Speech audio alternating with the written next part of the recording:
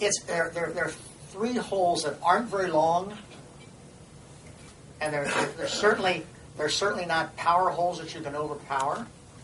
They're holes that you've got to be precise on. I never dreamed when I redid 15. 15 was a little benign par 3 before we did it.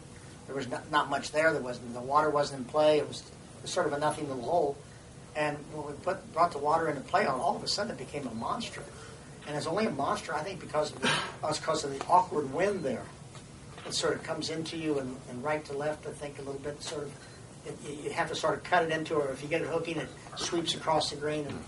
And I was either lucky or stupid enough to do it the way I did it, whichever way it was. But it turned out to be a really interesting little golf hole. 16 isn't anything all that unusual. It's not much of a tee shot. And the water really isn't in play on that hole very much. I could have put the water in play there if I wanted to, but I just felt like with 15 and 17, I didn't think that they needed it that much in play on the second shot. It felt like it needed to come out.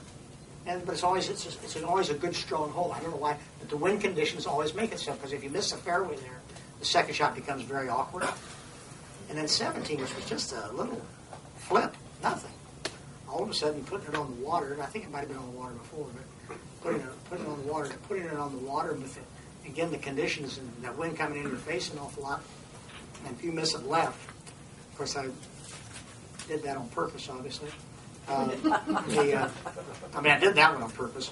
That I felt like, you could play from that bunker, but you had to be a little careful. And the whole segment there is not length. It's not about length. It's about precision. It's about guts. It's about can you get down to what do you got between here and your chest that you can finish those holes. And so far, it hasn't been a tremendous problem at this tournament. But it will be one of these days. It will always be there for you to write about. It's a very, very tough stretch. Obviously, with the amount of water that comes into play and the length of those holes, and of course the wind's going to howl this week, I heard, out in the northeast, which makes those holes play pretty even tougher. And it's like, I think every really, really good golf course, I don't want to say a great golf course, I think over a period of time with more tournaments and everything, this will become a really one of the top golf courses on the tour. You always have a strong finish.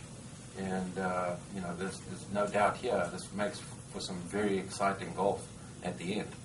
I mean, 2-shot lead going into 16 is no dead cert you're going to win this tournament. So, and that's what the fans want to see. And they did a great job. Jack did a great job of revamping those 3 holes to make it that way.